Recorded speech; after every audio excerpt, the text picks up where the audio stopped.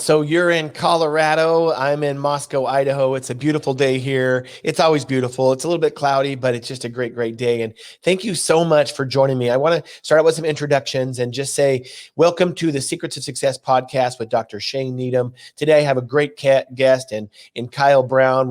And we're going to talk about his life coaching and making people master their lives and all these kind of things. It's going to be really, really good. But first, let's give a couple of shout outs of where you can find me. So you can find me on my website at drsneedham.com. You can also find all previous podcasts on the typical platforms such as YouTube, SoundCloud, Spotify, and also iTunes. You can also find me on most social media, LinkedIn, Facebook, and also Instagram. We are streaming live right now on Facebook. And so we are live, and we'll edit this in the next couple of days, and we'll have it available in the next week or so on all the platforms like I just mentioned. And thank you to all my followers, all my listeners, and everybody that engages in social media. We had just a great 2020 with nearly 1 million engagements, and really, really exciting to start back up the podcast in 2021. And myself, I've labeled 2021 for myself a transformational year. It already has been. I'll give you an example. I set personal, business, and other goals, and I set 8 personal goals, and I have accomplished already 5 or 6 of them. I can't remember, either 5 or 6 of them in a little over a couple of months. So, and I'm really, really excited about 2021. So, Kyle, thank you very much for joining me. And one of the things I always like to do is I want you to introduce yourself. And then I always like I think networking and relationships are very, very important in life. And I want you to describe of how you remember how we met. I think I remember, but I'm not sure either. So the floor is yours. Go. Love it. Love it. I would say the only other place that people can find you is on the wrestling mat, from what I understand as well, or in the weight room. So that is definitely true. That is definitely true. Yes. Love it. Love it. So so I've been in this coaching space for about 20 years professionally, as well as manufacturing meal replacement shake for about 17 years now. And let's see, I think where we met was at Paleo FX, where I was speaking and moderating panels and emceeing and demoing our shakes. And I remember you stopping over by the booth as a true scientist with deep, inquisitive questions, which light me up because I love when someone cares. I always find it funny when people go by trade show booths and they grab something and they take a sip and they say, "What is it?" Right? I'm like, "You just tried it. It's poison." Nice knowing you. Peace out. You're done. Right. So you came over with about a good 50, 60 questions, I remember first, awesome. which was really awesome. It was a great convo. Yeah, it definitely was a great conversation. And I remember one of the things that actually connected us too is, I don't know how we got on the subject, but and we'll talk about this a little bit later, but also that your daughter had just recently, that was probably what, 2017?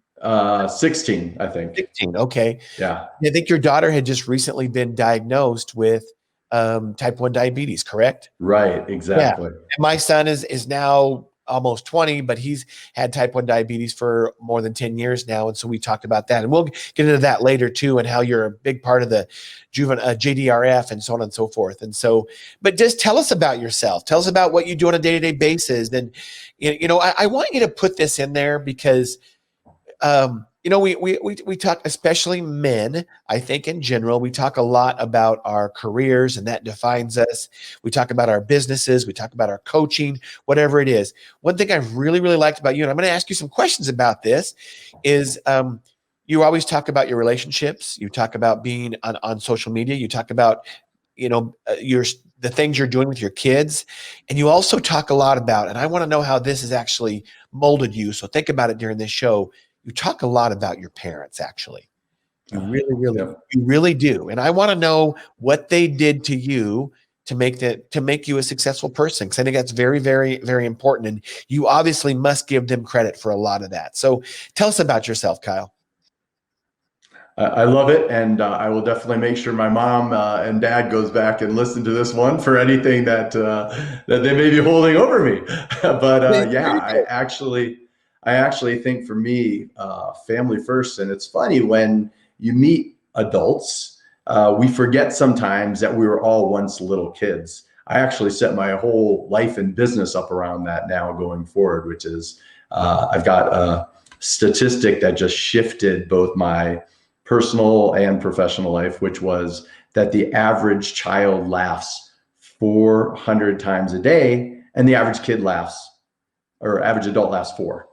And I sat back and it just kind of blew me away when I saw it. So I shifted my whole business around that, around the idea of excitement, enthusiasm, and fun. Wow. And growing up, there was 4 of us. My oldest brother, who was my idol, who was 8 years older than me, a brother a year and a half older than me, and a sister a year and a half younger than me. So we had 4 kids. My parents are still married almost, gosh, I think we're at like 57 years now. And they're the mix that really made us. I've got the scientist and my dad, who's a retired eye doctor. He's also a bit of an entrepreneur, had a bunch of practices and gotten a lot of other things just because he was entrepreneurial by spirit. And my mom, the retired art teacher. So it's a nice mix between the two. Yeah.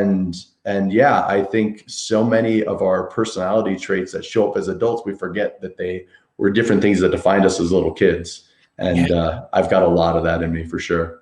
That's amazing. That really is. And you know what? Maybe we should just tell jokes the whole podcast. See if we can get absolutely 300 laughs in or something. But I love your enthusiasm. I really, really do. It really attracts people to you, Kyle. So never lose that. And I like the changing role of your business model, or, of saying, hey, we need to have more fun and have some excitement, enthusiasm. I think without enthusiasm, hardly anything is ever accomplished. And I see a lot of businesses that don't have that enthusiasm, or somebody leaves and they leave that enthusiasm behind, and it's really a hole in the business. So definitely keep that.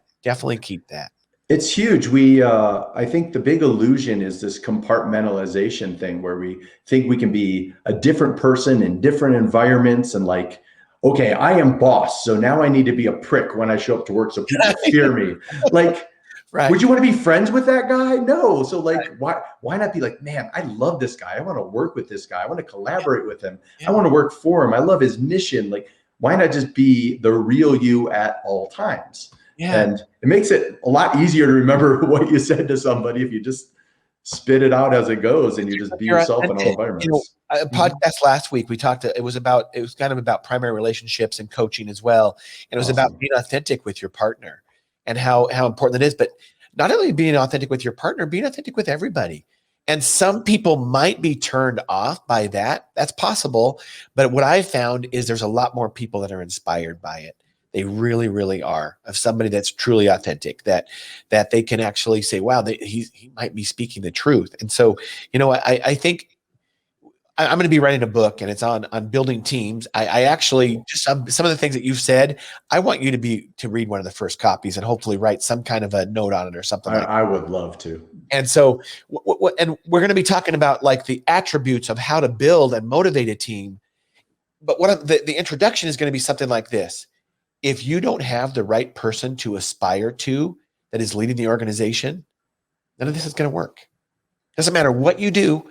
You can't follow if you don't have somebody to aspire to, somebody who really wants to be in that role, who is enthusiastic, charismatic, and wants to be in that role and loves it, then it doesn't matter what you do, what steps you follow, you're not going to have the success that you could have without it or with that. And so I love it. Keep doing that. I love it. So tell us about your coaching role, and definitely put some plugs in there you've coached some amazing people, celebrities, athletes that we all know. You've been on ESPN. You've been on on TV, on these other venues. It's just really, really amazing. Definitely talk about that. So talk about your coaching role and how that's evolved over the years and how it started, everything. Love it. Yeah, it's definitely evolved over the years. It's been really interesting. Sometimes taking that time to sit back and look at the journey. So I started with fitness personally at 6, right? Talk about the dad influence. And he got me into lifting weights really young, reading bodybuilding books super young. And I never thought I'd make a profession of it. And actually, quick funny one is I was interviewing for a job over at a top investment bank where my brother was working. I was going through all these different interviews, and this woman who was like my, I think, 18th interview of the day, I was regurgitating all this stuff out to her that I'd been studying in flashcards, practicing with my brother. She pulled a fast one on me. She goes, "Hey, your brother tells me you're a bodybuilder and that you're really super into, fitness, and you've got all these great tools. And I've got this problem where I can't figure out how to, take my dogs for a walk and still get exercise and take care of myself with this demanding job." And all of a sudden I got lit up with enthusiasm. I start writing out a plan for her thinking this is going to get me the job. And she goes, "Yeah, you're interviewing for the wrong job." And that was huge. At the time I was, fairly devastated, thinking, oh my God, all that money of investment banking. But I packed up my 2-door car and I headed out to Cali and got in the fitness industry. So the evolution has definitely gone from started out one-on-one training and then started expanding where I would commute out to the whole Hollywood scene and train people there back when it wasn't everybody doing social media with their clients. It was much more behind the scenes. I just look this way when you're on the red carpet and a lot of NDAs, but the life experiences I had were incredible, from training celebrities to pro athletes to rock stars to rap stars. So who can you name that you've trained? Who sure. I'll tell you some of the most, I like the funny stories and the most inspiring rather than just the biggest names. So I'll tell you the inspiration and I'll tell you the funny stories. So on an inspirational side, the most inspirational person I would say I've ever trained was Jeff Garcia, who was an NFL quarterback, because again, he wasn't in his 20s at the time. I was training him post-career in my garage, and we were going 30 minutes, 30 sets, and the intensity that guy brings is so nuts. And when I was recruiting him to come work out with me, we were both over at a gym, and I was part-time training there a couple hours. And he's like, "Hey, let's work out together." I'm like, "Okay, this is go time. This is my shot." And so I go and I'm training super hardcore with him. And I said, "Oh, I'll be right back." I go to the bathroom and I puked my guts out. Came back and kept going to the training. And he had no idea until we were like 3 years into training when I admitted that to him. But just the intensity and the enthusiasm. And we got him back to the point that he went and ended up being backup quarterback in his, late 40s over at Houston, which was just awesome to be in that kind of condition when you don't have anything to do it for besides life. How amazing. Then I would say the celebrity that was the most fun and interesting behind the scenes was Debbie Dunning, the Tool Time girl from Home Improvement. And Debbie, I trained for, I don't know, like 11 years or something until I moved. But she truly was the Tool Time girl and had just these wild things. I remember I introduced her to my new puppy at the time, and she looks and she's like, "Your dog needs to be groomed." And I was like, "Yeah, I'm just too busy." She's like, "That's it. I'm taking your dog home and I'm grooming him. I used to groom dogs." I was like, "You groom dogs?" So we finish up her session. She takes the dog home, grooms the dog, drives back. And I'm like, okay, I now have a groomed puppy. So that's awesome. I just love the behind the scenes. And then I'll leave you with one last quick one that was really funny. Was I was doing this thing. I was at the Emmy Awards, and I had a booth there set up, and I was like, you know what? I'm like, I'm not like a bow down to somebody because they're a celebrity kind of person. I like to see, what was the fire that lit them to raise that, the self-belief that they had. And I want to be seen at that same level, eye to eye. So I set up a booth there for our shakes, and I was like, I'm just going to put a big old picture of myself right up there, shirt off, shredded, and just go full out and play with it. And so Soulja Boy, the rapper, comes up to me. He's like, "Man, I know you. I saw you on TV somewhere." I'm like, "Yeah, it's possible. I've done some stuff." He's like, "I want to look like you." So I said, "Okay, let's just do this straight barter." I said, "I'll teach you to look like me or 50 Cent at the time, and you teach me how to dance because I can't move at all." And so a lot of fun stories I'll say for off air another time with regards to that guy. Just an amazing thing to like not come from something and have these visions. We talk about this in fitness and we talk about this in business, but we don't realize some of these guys, like, we think about the upbringing where it's like everything around you and your surroundings and your friends, everything around you is just has a dream of success, but hasn't actually seen it with your own eyes except for on TV. So for guys like that to come from where they came from and see success and actually create that, to say, yeah, I'm going to have a dance everybody in the world is going to know. That's remarkable. It It's is. just remarkable. And You're 20 something. yeah, I don't know. I don't know if anybody can ever figure out that psychology and sociology of how that works, because it's doomed to fail, right? It's Right. doomed to fail. I mean, it truly that is, and those are inspirational stories, all of them. And so I think, am I correct that you had a radio show or something on ESPN? Yes, yes. So I had an ESPN radio show that I actually took off the air myself. Just a lot of transformations going on during that time, back around I think around 2018, and going to be turning into a podcast again soon. But it was a ton of fun. And what was interesting, so the show that we did on ESPN, I called it the Empower Hour. And each week, what I would do is I'd bring on a celebrity or pro athlete, a rock star, rap star, and we talk about the hero's journey. And what was really fun with it is that we didn't have a video aspect to it because it was through radio, but I've got such great LA, Hollywood connections that I would use the ESPN, leverage those letters, and go to these really fun, wild, different life experience events. It was just a blast. Wow. So tell me about, how did you start the radio show? So my actual college degree is journalism. Oh, is that And okay? yeah. So I loved writing, I loved speaking, I loved just all of those things. And I just decided one day, all right, I'd gone on a bunch of these shows, and I was like, this just looks fun. And I'm like, I just want to do this. And I was like, you know what? I want to take the idea, being so into sports like I am, and sports psychology.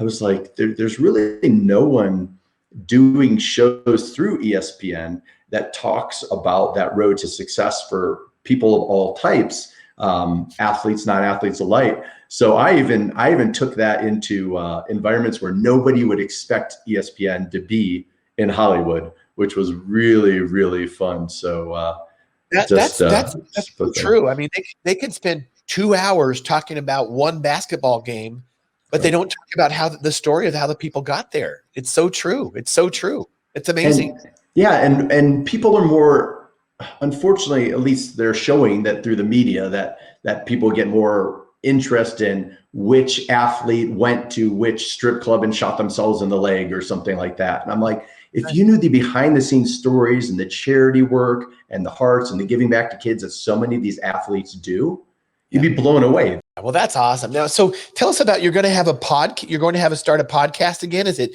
going to be through ESPN, or what are you going to do, Kyle?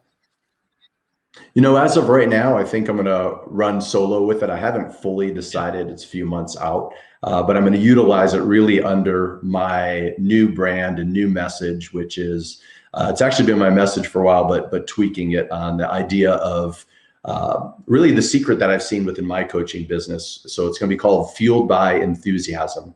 And the enthusiasm concept is really with spirit. You're doing it in connection with source.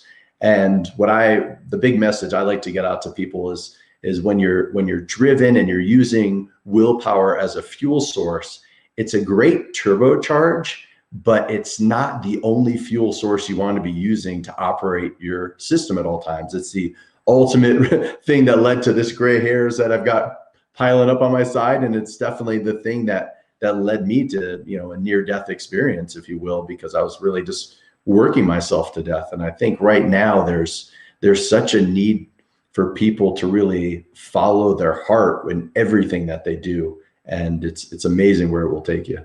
Yeah, well, it's interesting. I'm reading a book right now called The Science of Self-Discipline. And you just highlighted some of those things that we can't really do it with just willpower. You just can't. I mean, there's science behind that. And I'm sure obviously you have a lot of willpower, and you have to have some, but you have to set yourself up in environments that you can't just rely on willpower. And so it's great.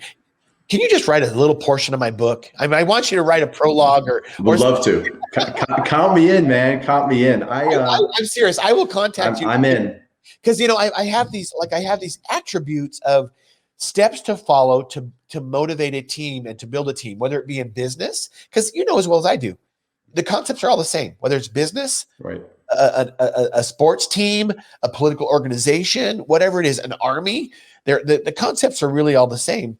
But if you don't have that leadership, and I think it's inspiration and enthusiasm, then none of it's going to happen correctly. And so anyway, keep that in mind. I will be reaching out to you again. Please do. It sounds fun. You talked about your success, and you talked about, I guess you might even use the words secrets or something like that, but or keys. So what do you think your keys are to success? Well, I definitely will say I've got a few different core principles that I really like to delve into on that. One is the 400 laughs a day. That to me is just right. I think it needs to be on Oura Ring. I'm going to reach out to those guys and say, put that on your Oura Ring, start counting our laughs. I'm sure it affects your heart rate. Yeah. Here's my Oura Ring here. Oh yeah. Oh yeah. So they need to add that in. I think another one of my real keys. Well, so what do you mean? I mean, like move enough to get 400 laps a day. Is that what you mean or what? Allow yourself to be able to look through different lenses and different frames of life. So you're not operating from a place of fear, you're operating from a place of joy. So when people are operating from a place of fear and quick reactiveness, they may move fast in business, or in transformation with their body or everything, but they're not operating from the right system. They're operating from a place of like, I need to lose this. I need to diet this. I need to like it's this struggle energy, or this, they're not operating. Like my biggest thing is where are your emotions when you're making your decisions? And if your emotions are in a place of power, you're not going to be making the best decisions. Or if you somehow get to your goal, it's sure not going to last. So for me with physical transformation, I looked at the statistics when I first started in this business. And I said, okay, well, the statistics is showing, at least at the time, it was 95% of people who actually transform and lose some form of weight, gain it back within, 2 years. Then it went up to 98% of people who actually are your before and after success stories, gain it back in a year. And then I'm like, well, this whole business is a con, right? Like, look at all my testimonials. I'm like, show me their 2, 5, 10, 20 years. I'm like, something in this operating system isn't working. And to me, the operating manual is all based around deprivation and struggle and everything else. It's just like the startup that says, well, we need to sacrifice the next 20 years or the next 5 years in order to then enjoy life. And I get those moments where you put your head to the ground and you grind. And those to me are like, if you're driving a car, you hit the nitrous button and you go. But like, to me, the most exciting startups or people are just fueled. They've got that passion in them. They're excited. They're ready to go. Their emotions going. They're dreaming big. They're visualizing. And the same thing with, I think if you want to go through those points, I would say that would probably be the next biggest one besides emotions would be visualization. The one thing I've realized that's so key with visualization, and you see it, being out in Moscow, you see this with the athletes, right? They utilize visualization as a skill. You see it in business, but I think people use visualization in the wrong way, way too much. They visualize, but what is the worst case scenario? And then what is my plan B with this worst case scenario?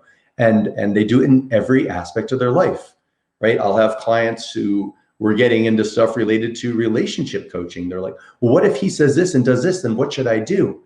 And I'm like, why are you doing the visualization work on the worst case scenarios? Why don't you focus on just keeping an authenticity and visualizing ideal? What if things actually work out? Then what? Right. Yeah, that is absolutely true. That is absolutely true. And the chapter I'm in my book right now is talking about visualization, and it's something that I didn't realize. In the science of self-discipline, it's really good. It's an easy read too, but Awesome. there is some science involved, and I want to talk about a couple of things there, because I mean you're obviously well read. I read a lot myself, and I study and I research. That's my scientific background, and I'll be honest, I don't know how to use the right words. I don't always believe what I read until I read it over and over and over again, and then be able to make some kind of my own hypotheses about it, right? Yep. And so I want to tell you two stories. The one story is about visualization, that you obviously have a visualization, that you can see yourself where you are in 5 years, 10 years. I don't know why. I've always been able to do that too. I only realized it like 10 years ago that people on my team or kids that I had coached or people at work, when I would talk about visualization and, what's 5 years look like? What's 10 years look like? No clue. Right. So you have to understand where somebody else is coming from. But I'll be honest, day-to-day details, I'm actually not very good at. The little things so I have to surround myself with people who can do that. But I want to go to delayed gratification, because you talk about, because we hear about that. Okay. We hear about, it's a study I read about just last night in the Science of Self-Discipline. It goes back to the 1960s. Okay. And I think I haven't read the research paper. I just read the highlight in the book. I think it's a little bit flawed, but I want to talk to you about it. I want to hear your thoughts on it, because we hear about the sacrifice, the grind, all those things. And I was kind of built that way too. And it's like, the more pain you have, the more success you're going to have. Well, yes, there's certainly a sacrifice involved, but I've come to, and I was always goal-oriented, like end goal-oriented. And now it's like, I'm just thankful to be in this journey. And I know if my steps are daily, that end goal is going to happen. And I still have to have a dream goal, but I enjoy the journey. I enjoy every single day and being present. But they did this study. I don't remember how many kids there were. And the kids were about 10 years old, male, female, all demographics. And they call it the marshmallow study. And you can go Google this, and it'll come up. They took these kids and they told these kids, okay, we're going to give you one marshmallow now, or if you wait 10 minutes, we'll give you two. But if you eat this one within 10 minutes, we won't give you another one, right? So they did this study, and the kids, they found 20 years later, the kids that delayed the gratification for a better reward later actually did better in life. So that makes sense, right? Right. Here's the key that it really segues into our next piece, because I know a little bit of your history. I know your rituals. I know how your parents, the rituals and the teaching that they have, and it's amazing, by the way. But here's what it also said in that study. The parents also, with the ones that didn't delay gratification, the parents said, yeah, that's typical of them. They're always giving up. You think that's interesting? Wow. So this book didn't talk about it, but right away I was like, red flag. Yeah. If your parents think that you're not going to succeed, then of course you're not going to. Right? Yeah. But they wrote this book, 40, 50 years ago, saying, if you don't delay gratification, you're not going to succeed. Well, I don't think that's the whole story. I love that. Isn't that interesting? So I want you to talk about that sacrifice, that delayed gratification, but then tell me how your parents treated you and what their teachings were, what their values were. Obviously, it sounds like you have a successful family. Your brother's in investment banking, and I'm not surprised, but I bet your parents always told you were going to be successful, or you just knew it. It's so amazing to watch, because there's four of us. We each have two kids. We each are following our passions career-wise. And we are so different career-wise as well. I've got a sister at Department of Health and Human Services in DC. My brother's the head of APAC out in Israel, basically, really high up in politics. And then my other brother's, part of a very successful investment group that actually just purchased My Fitness Pal, which was pretty cool to see. Is that right? That's cool. Yeah. So a lot of really, really fun things to watch there. And, it's a hindsight thing. So I grew up in the town where they filmed the movie Groundhog Day, which really has a huge role. So that's where the actual thing happens. But Bill Murray, being a big Cubs fan, a Chicago guy, he said, Woodstock looks more like Punxsutawney than Punxsutawney. At the time, there were 18,000 people. So it was a pretty small town. And, like when we got a Burger King, it was on the front page of the newspaper. So one of those one stoplight kind of towns. And the things, my parents really pushed heavily were education. It's the one thing they can't take from you. And now it's been really pushed for a long time. And I rebelled against it for a while. It's so funny. You said you read a lot of books. I'm like, I do. I read a ton because I'm passionate about it. But I also had that gene within me that said, if you can't tell me the purpose behind what I'm doing, I'm not going to do it and I'm not going to care. So I definitely had my places where I struggled growing up fighting against it. It would be like, everybody sit on the X's. I'd be like, well, there's a perfectly good O over there. Why do I need to sit on the X's? That's why you're an entrepreneur, right? My daughter has that gene, and that's why we homeschool her. That's right. That's right. And that's great. Because you see, so you see this. Did you say you homeschool your kids? we do. Yeah. My wife full-time homeschools my kids. Well, you see this with kids now in government schools and public schools. And I can understand why you homeschool is that you see these kids that are dropping out or they're not interested. They're flunking these subjects that they'll never want to do. Why would you make them do that? I saw this really funny meme just a day or two ago. It was on, I'm so happy that, that we studied parallelograms and not how to do our taxes, because, when parallelogram season comes up, thank God I know how to do my parallelograms. Exactly. There's a practical piece that is really missing. Like if you want like Common Core mathematics, for example, I'm like, let's make sure that the common things like investments and understanding financing and credit cards, like there's some foundational things that don't work nowadays. It's just a little archaic. So yeah, that's how we roll. So what was it that what would you say like your home environment was like at home? I think this is important because I want to see this. So let me tell you what my pastor told me. My pastor told me several years ago, this is 5 or 6 years ago, he said that every day he blessed his kids. And he said, go out, conquer the world. I know you can, and God's on your side. And I'll be honest, I started doing that to my kids, and it was huge. It was huge. Just to tell them that there's a future for them. I'm going to be there with them as able, and God has a great plan for them. What did your parents do that you just thought, life's going to be okay? I love that, first off. And I will tell you, if I sit back and look at the different things, my mom, I joke, she definitely, to me, had always operated out of a place of fear in some aspects, and it turned into some really great stand-up comedy that I've done utilizing those pieces. But I will say the biggest thing that my parents did is they really pushed the idea of stand up for who you are, be really prideful of who you are. And one of the places where there was the outlier piece there is I grew up in a town where everybody was basically white Anglo-Saxon Protestant. And, when I was a sophomore in college, in high school, there's me, my brother, and my brother's best friends were the 3 Jewish kids. And so I had people ask questions like, where are your horns? And growing up with stuff like that, my mom said, all right, I'm going to go into school, and instead of fight things, I'm going to educate. So even from preschool on, she would go in and she would teach people about Hanukkah story and spin dreidels and make it fun.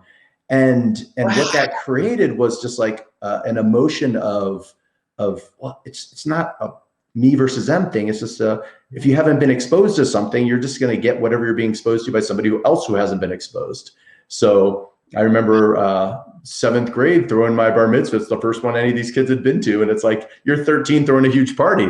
All of a sudden everyone's like, this is great. What, you're an adult at 13? I want to be that. What? So that's so cool. So that really transferred over. They never wanted you to hide from who you were. No. And I was a shy kid growing up, and kind of angry and frustrated because I didn't really feel like I fit into myself. I didn't know my true self. I just knew I was meant for something big. And they let that happen. Stop there. Do you see what you just said? You knew you were meant for something big. Yeah. I'm just going to be honest with you. There are some people that think that is the craziest thing I've ever said. I'm going to use some harsh terms. They can think it's selfish. They can think it's arrogant. They can think it's outlandish to think that. I actually thought the same thing about my life. I don't know what it was when I was young, but it's like something really, really big is going to happen in my life. Why did you think that? I mean, as young as I was, I always felt that way. I even remember being, so it was kind of on 2 sides. It was really interesting. One is I have aunts who are very into the metaphysical that got me into that really young. So I started getting into things like, I used to read the book you can heal your life that has a big rainbow on it. And I'd hide it under my trapper keeper because I'm like, I'm going to get punched in the face with a book with a rainbow on it. And I just always felt like, on one hand, like it was a selfless thing. Like, I'm here to do something big to help humanity. So I've always had that level of feeling. Then there's definitely the ego drive, masculine side of, I am going to do great things. I remember in my first training job when everyone's like, let's go over your 5-year plan. And we went around in a circle and everyone's like, I think I'll be training and I'll have a full book of business and this and this. And I'm like, I will have an empire. I am building an empire. So, and everyone was just kind of laughing. Like, you're crazy. Within 5 years, I had a supplement company going and things were, at a place where I'm just following my passions. So, wow. Yeah. Wow.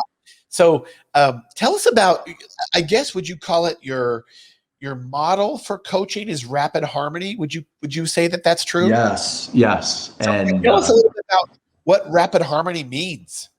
So rapid harmony, everybody wants quick results, right? And so this is perfect for the delayed gratification concept, which is really interesting, is I really believe the universe has an incredible sense of humor.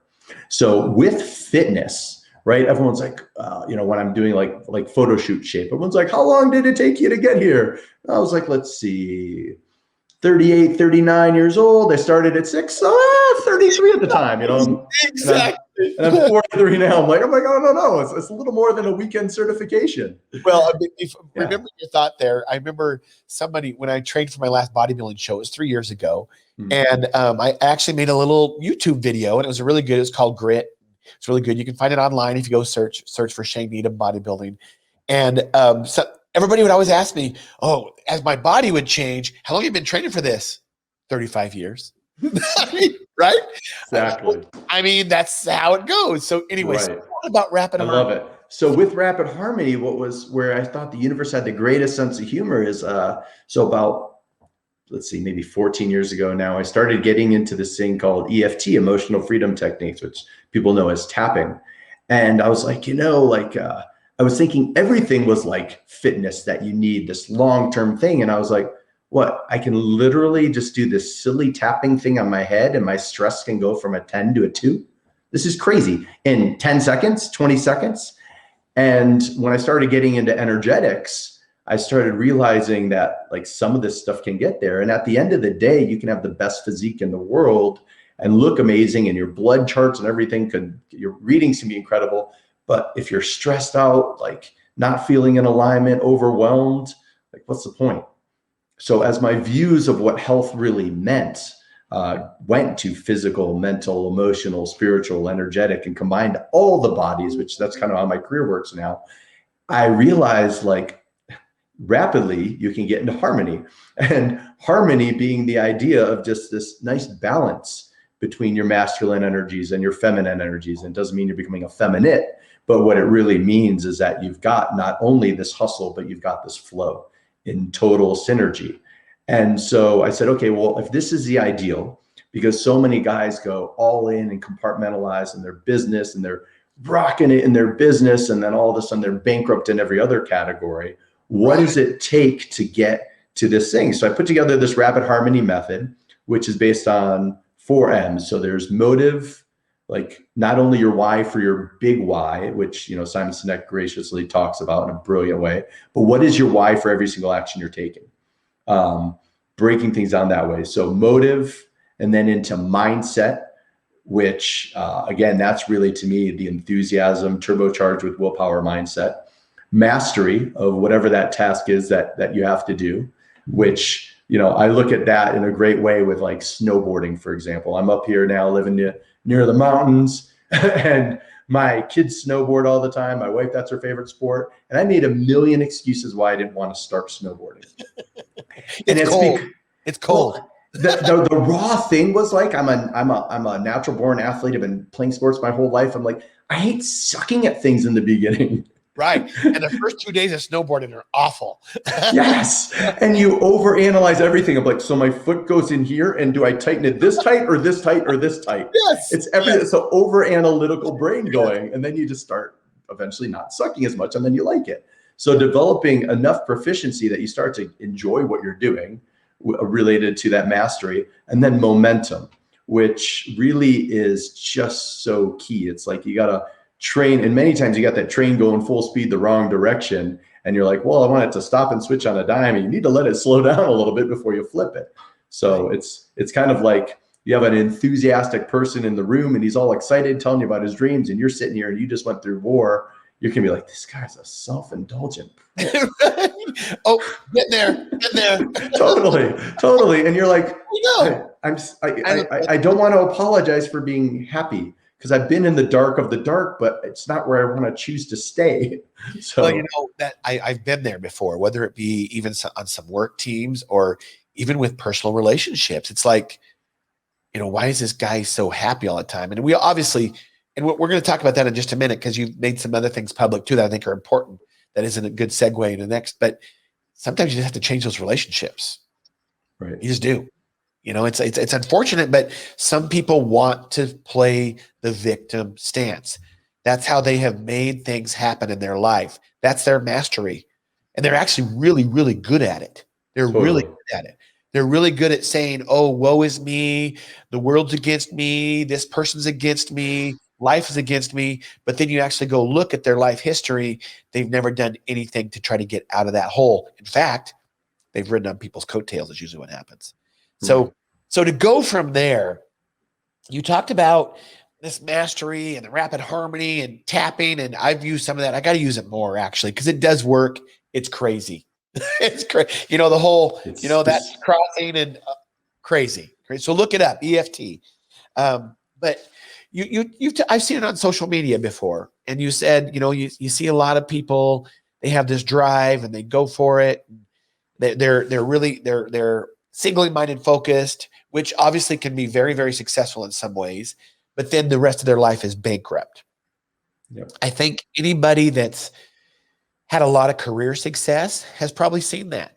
And, I'll just be vulnerable with here is recently having went through a pretty contentious divorce. Certainly I now am closer to my kids because I want to be, and because I want to be that dad there for them. And also it was only about 5 years ago where I feel that I actually had my first really best friend as an adult. I didn't have relationships. I didn't have personal relationships. Now, do I regret? No, I don't, because now I'm at a point in my life where I can live the dream and do anything that I want to do for the rest of my life. And it's awesome. It's awesome to feel that way. But you talk about this. You talk about your own personal primary relationship. And if I correct me if I'm wrong, your first one failed. Is that correct, Kyle? Right. Correct. So, although I will add a piece in there, which was really brilliant, that hopefully will help some people at home listen to this one. So I kept a marriage going that I kept going because I felt that word failure, and I hated it as an entrepreneur, as a leader, as a man. And I had two sister-in-laws who'd both done, social work, marriage, family therapy. And my one sister-in-law, the Israeli, she looked at me, and as we're going through this process, I'm trying to piece something together. She goes, divorce doesn't have to be a failure. It can be a success. And I was like, I didn't fail. Oh, I can do this healthily. And I had the most healthy divorce ever because I realized that I didn't need to keep something together that wasn't serving me. Yeah, I think that's awesome to say that actually. And I obviously you believe in marriage. Obviously, I believe in marriage, but sometimes divorce is the last answer. And especially when the other person doesn't want to work on it or to develop it you have to move on. But I think especially guys, I'm not being sexist here, especially guys, they tend to try to overserve and try to stay in something that's not really serving either one of them. And so that's one of the reasons I think, they stick in it for a long, long time. And so, but I agree. It's, my life since has been just so successful. I mean, it's been huge. And maybe that's a lot emotional or a lot mental, but it's been very, very, I've been very, very blessed, and it's just been so positive. And so I want to give this advice too, because we kind of talked about it last week. I don't know if you've seen this, but without a successful and a peaceful, comfortable primary relationship, the rest of the pieces of your life will never get where you want them to be. Yep. So if you want a successful career, make sure you nurture that primary relationship and find the right person as well. But you just won't get there. And so, so you said it didn't have to be a failure, and it was a success, and you just moved on, and life was good. Is that kind of how it was? Yeah. There's definitely horrible heartache and pain and all that I went through during that, which we all go through. But I focused on the nice thing about being a nutritionist and a fitness guy is I was like, okay, this is a bipolar event. There is the death of the relationship and this rebirth of this new you. So I said, what are the best supplements, exercise regimens for bipolar? And so I utilized them, and people were sitting here. Extreme cardiovascular exercise I was doing. I was a cardio junkie, so I'm swimming, massive amounts of natural sunlight and vitamin D, and hyperdosing on omega-3s. So I'm sitting here, and everyone's just like, "Are you okay?" I'm like, "I'm fantastic." Like, I thought you'd be heartbroken. I'm like, I am heartbroken, but I feel fantastic. That's great. Yeah. No, that's great. I don't know. Gosh, those are the words that I use too. Whenever there is a death, there's always a rebirth. There's always a rebirth. We used that last week on my podcast when we were talking about marriage coaching and life coaching and so on and so forth. And it's whenever there's an end, it's a new beginning. And the new beginnings can be so good. They always are good because you get to define what each chapter in each book, you are the author of each chapter and each book of your stage of your life. And that's really, really exciting. Kudos to you, Kyle. Way to persevere. And so tell me about your daughter. She's T1D, type 1 diabetes. So basically, I, as you know, you have to get these facts straight. Type 1 diabetes, I don't even like that it's called diabetes in the same way that type 2 is called diabetes, because they're not really the same. Okay. Type 1 diabetes is environmental. There may be a genetic component. Maybe it appears there may be a link, but what happens is usually when you're young, you're a juvenile, usually at least under 25, because some people even in their early 20s get it. All of a sudden your pancreas decides to stop working. They don't know why. It stops producing insulin. This used to be a death sentence pre-1920. Basically, you'd last about 3 months. You'd get really skinny. Your body would eat itself. You'd last about 3 months. Then this one guy, I don't remember his name, said, "Oh, I think these kids lack insulin." And they took from a pig, they took insulin and gave these kids insulin. They survived. So the rest is history, so to speak. But type 1 diabetes, you cannot control if your pancreas fails or not. Now, if you treat yourself bad enough over time, that's type 2 diabetes, obesity, no movement, poor diet, then your pancreas will also start to fail, but you caused it. Okay. I'm saying this out of love, not out of judgment. You caused it. Type 2 diabetes also, if caught early enough, is always reversible. Always. You get your diet under control, you stop being obese, you stop drinking, whatever, all those bad habits. So type 1 diabetes was what his daughter was diagnosed with, and her pancreas just stopped working. So for the rest of her life, she's going to be on insulin. And so we'll talk about that, but you're also a big part of the Juvenile Diabetes Research Foundation. Yes. So I could not be more on the same page with you with the naming. Words matter.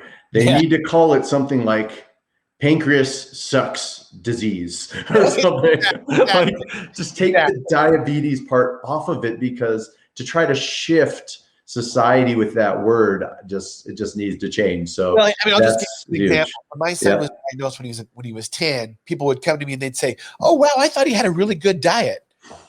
Yep. Yeah, he did. He's lean. He's a state champion wrestler, but that's not the point. So anyway, right. So unless you've been in that boat, we're telling you as an audience, because unless you've been in that boat, you really have to educate people, because they think they're one and the same, and they are not even close. So not at all. So fully. And again, it's no different than any of the other types of education. If we don't know, we don't know. Right. And I try to lead with compassion with that. So what I love is we've gotten really involved with 2 organizations from the beginning. One being the Juvenile Diabetes Research Foundation, and the other one being Children's Hospital. And I just love the idea. Such a big part of what I do business-wise, my passion is being able to reframe things and look at things through like, okay, well, what is the positive in this? Where can we take this? What other lens where can we find hope in the midst of despair? And my daughter, it's almost like she was made for this, because she got this on her 5th birthday. We're at Disneyland of all places. And I'm sitting here and watching her drinking all this water and saying, this is great, you're listening to my nutrition guidelines. But reality, it was because her pancreas was shutting down. And so I missed all the signs. And as we went through her diagnosis process, kind of fast forwarding a bit, we're sitting here and we were talking about sort of her situation, and we're walking back from the pool. She's 5 years old and she's looking at me, and we're talking about her diabetes and any kind of worry. She's like, I'm not worried. She goes, I'm a warrior, not a worrier.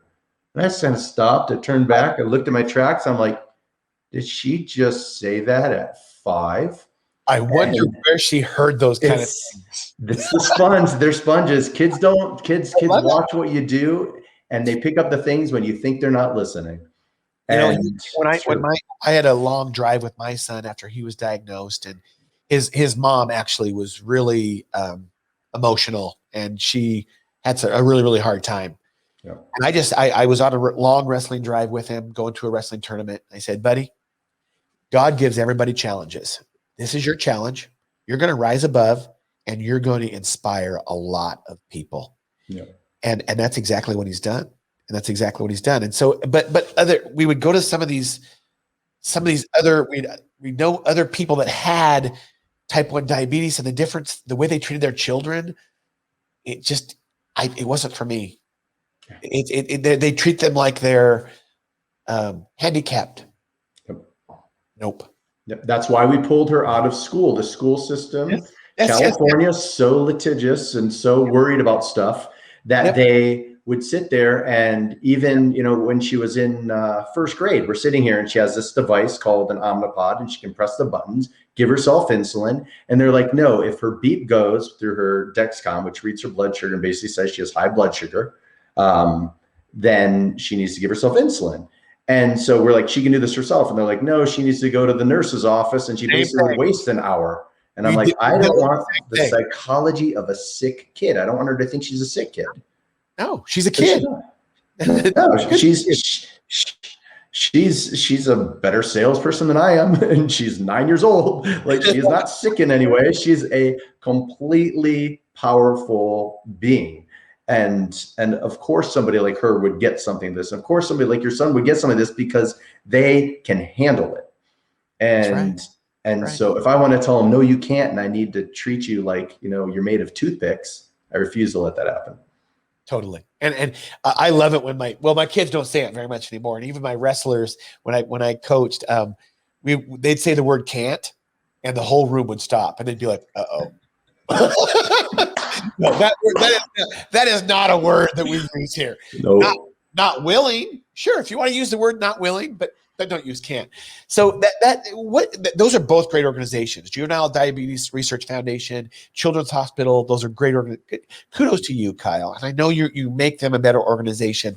I'm going to put you on the spot here before we get to our last 2 questions. I just thought of this because we'll see. What is your vision in life?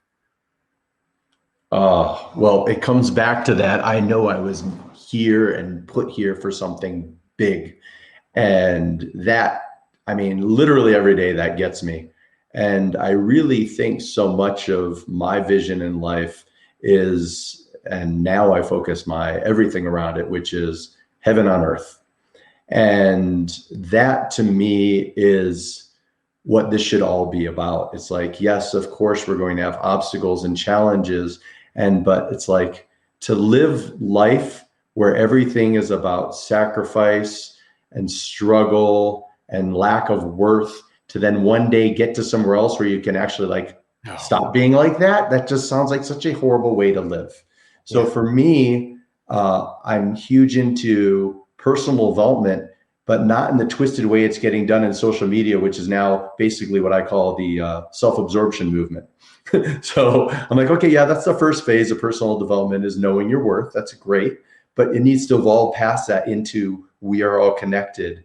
And then how do we take these different concepts with personal development and make this place where we live right now an amazing place to be? And how can we find the beauty in everyday things? And I love, for example, going on nature walks. I do it every day. I get out there and I'm hiking. I may be talking on the phone to somebody, maybe doing stuff because I have kids. I can't just step away from everything, but just appreciating this incredibly beautiful planet we live on and this life and this oxygen, everything we get to be. So like my big goal is, how can I best create my own personal version? Because for everybody, it's different. I don't believe it's do unto others what you want done unto them. My daughter, actually, I was watching a thing on Confucius. She kind of checked me on this at like 7 years old. And she's like, the golden rule sounds kind of stupid the way you're saying it. And I was like, what? She's like, it should be do unto others the way what they want done unto them, so that they will then do to you what you want done to you. And I was like, yeah, I'm like, that's how it originally was said. And that's how they originally had it set up. So it's like letting everybody experience their own version of heaven on earth, to me is I love that, Kyle. I love that heaven on earth comment, and I don't know, if you're religious or not. I mean, Judeo-Christian values are huge to me, and so I certainly identify as a Christian. And one of the things I learned when I started going to a new church, and a pastor and good friend of mine, I won't embarrass him by giving his name out here, but I was always taught traditionally in a traditional church, and I don't know the right terms. I'm not good at pulling out verses of the Bible either, but I know the concepts. I know God loves me and loves all humanity. But that what you just said, I want to segue into that, because it's like what I was kind of always taught was, oh, this earth sucks. Heaven is going to be great. I was confused by that. Yep. I'm like, I don't think God wants us to think that. Why wouldn't he want us to show people heaven here? Why wouldn't he want us to glorify? That's my vision, by the way, is to glorify God and to leave a legacy for my children. But why wouldn't he want us to show people how good heaven could be while we're here? Because when I'm dead and gone, I can't show people that anymore. Right. I thought it was always kind of bizarre, and I'm not judging anybody's values, by the way. But I love your heaven on earth thing, because it's like, yes, bring that great thinking about what heaven is, whatever we think it is to ourselves, bring it to earth. That's how we glorify him. That's how we inspire people. That's how people look at us and say, I want what that person has. So I love that vision. I love it, Kyle. Really, really fascinating. Thank you for that. I take the flip coin of that, and the way I view hell is as a state of mind. And I can't think I feel like if you take things at a face value and say, okay, well, everybody who doesn't follow what I'm following is going to hell. I was like, well, a beautiful man like Albert Einstein has figured out the temperature in hell right now. So it's very temperate. So it's probably pretty enjoyable in that sense right now. And I can hang out with Gandhi. So that sounds good. And the Dalai Lama. So I'll have some great intellectual conversation. So I personally look at the opposite of that. And I see so many people I know and have cared about as an empathetic person, and people have come to me for different types of guidance, and they're in their own personal hell, which takes place between left ear and right ear. And I really think that it's like, that's also where, most of our life takes place. Most of our conversations are with ourselves. Yeah. So and really, 80% that to me is where heaven could be. Right. And 80%, and it's interesting. This is great. I love this organic conversation. And you think about a lot of people's personal hells, and we'll get back into the church, okay? And I absolutely, like I said, I'm a Christian, and I'm not judging anybody's values, anybody's at all. But I know God loves people, and we talked about this on my podcast last week. Is that traditional churches, I think this might be changing. I'm hoping. It's like when you made a couple of mistakes, it might be divorce. It might be you were an addict. It might be, that was it. You were going to hell. You were judged. You were thrown out of the church. You were excommunicated. Is that helping somebody? Nope. No. So I don't judge anybody. And I listen to them, and they're like, well, I'm embarrassed to tell you that I smoke. I'm like, dude, you're not going to hell. I'm not. No, I don't think you are. Somebody else might tell you are, but I'm not saying that might be a bad habit, and it's not good for your health, and I wouldn't do it. but I'm not going to shun you. I'm here for you to listen. That's how God is. And so I love your heaven on earth concept. I'm going to remember that one. That's what I love about my podcast and the people I have on there is I learn every single time. And I just appreciate it, Kyle. Thank you very much. So I love that. We're wrapping this up. And so I ask always these final two questions. And so name a time in your life where you thought it was a failure. We've talked about failures, right? Where you thought it was a failure, but it ended up that really, really good things became of it. It was a more of a success. What would you say? Yes. Love that question. 2016 was a perfect example of that. One of my biggest moments like that was I was renting a house that I also had my training center in, and my radio show, the ESPN show I was doing, was 15-minute commute to go there. And within a 20-minute period, due to a fight with a neighbor where their dogs were coming after my stroller, and I have two young kids, one that's like less than a year, we ended up getting evicted, where the guy ended up sending a message to my landlord saying, if you don't evict Kyle for his illegal training business, I'm suing you. So within a 20-minute period, I lose my house, which means I lose my training business because all my people are training at that moment in my garage. And 20 minutes later, my main show sponsor sends me an email saying, hey, we've just brought on a marketing company. We're postponing all investments. So I had all that happen in a 20-minute period when the realtor who represented my landlord knocks my door. So I'm like, I don't know where I'm going to train people because I had no HOA where I lived and I could find another house that didn't. So I ended up getting a studio. I don't know where I'm going to live, and I wasn't looking for a house at the moment. So we end up moving into my mom and dad's house with a 1-year-old in one bedroom in their house while I figured out what I was going to do. And during this time, I'm not making this stuff public. And I just told everyone I put my ESPN show on hold because I did. I'm like, I didn't want to use traditional sponsors. I wanted things I can stand and believe in. I get it. Yeah. So I was in the midst of all this, and I was just like, everyone's sitting here sending me congratulations message.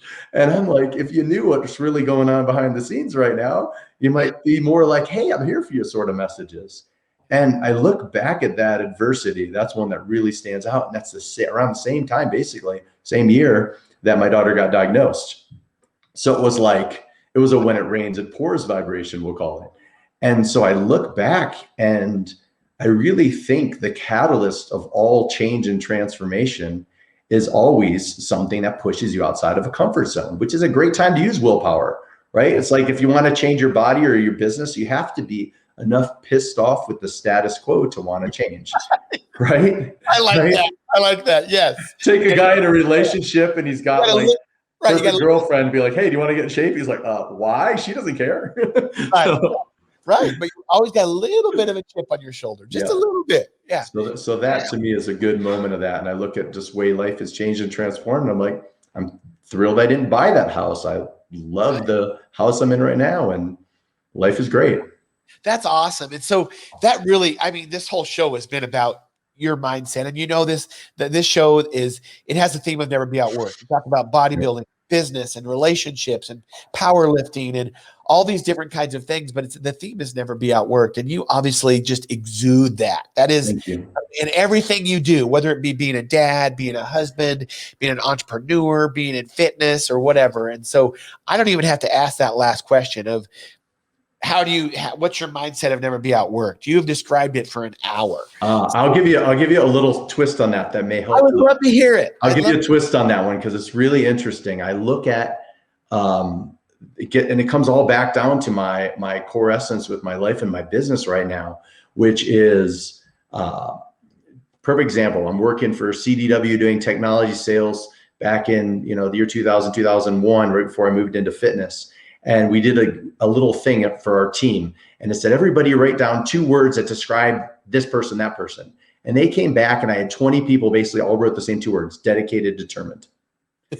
And so I wore that on my sleeve, that masculine energy that I used in college sports and everything. And what ended up happening is January 2019, I got sick, and I hadn't been sick in 5 years. I was like, and when I got sick, it was like a day with a cold. I'm like, mind over matter. Let's go. Let's hustle through it. Let's push. And all of a sudden, I've got a lot of relatives who are docs. I end up FaceTiming with one of my relatives. He goes, go get a chest x-ray. I go in to get a chest x-ray, and they call code septic, meaning my organs are shutting down. Severe pneumonia. I'm darn near dying at the time. So I'm in critical condition. I'm laying in there in the hospital, and I'm sitting here, and I'm like, now I'm the guy, this natural health guy, loaded with every antibiotic possible to save his life. And I'm sitting here going through this process, and I was just like, wow, I took that 3 feet from gold digging, but reality was I was digging a 6-foot grave for myself. So what I'm really realized is that's where the harmony aspect comes in, is that, I had a mentor of mine tell me that if the hardest working people and the smartest people would have the most success, the guys out there working in the fields and the librarians would be the billionaires. And I realized that so much of the outworking piece that you're talking about comes from working smart and working with passion and loving everything you're doing and outsourcing the things that don't best serve you. And Outworked is not just your business, it's your business life, your relationships, your personal lives. A big part of my move out here, one of the biggest things that I realized is the day before I moved, my family was sitting out there, and I'm sitting here, and I had a friend in my neighborhood who lived just right down the road who I'd been in a mastermind with. And he's like, hey, let's go out and get some dinner. I'm like, awesome. So he sends me a text. I said, hey, I'll be right out. And he walks in the door. He goes, no, I've never been in your house. I was like, I've lived here 3 years. You've never been in my house? That stinks. I'm like, oh, because I've been a workaholic. Oh, thank you. Practice I preach. Thanks for coming to my house. I'm like, community is so important. So part of that outworking is not just looking only at business and money as your end result, looking at that every single facet of your life and say, outworked means I'm sitting here and really just being present in the moment with my friends, my family, my relationships, everything. Yes. So that is great. That's rapid harmony. Yeah. Kyle, this has been great. Let me wrap it up with a few more kudos to the people who watch us and people who listen to us. Thanks again. This is Dr. Shane Needham on the Secrets of Success podcast. I had Kyle Brown. We had a great show. You can find this show edited in about a week on iTunes, on SoundCloud, on Spotify, also on YouTube. I had channels on all of those platforms.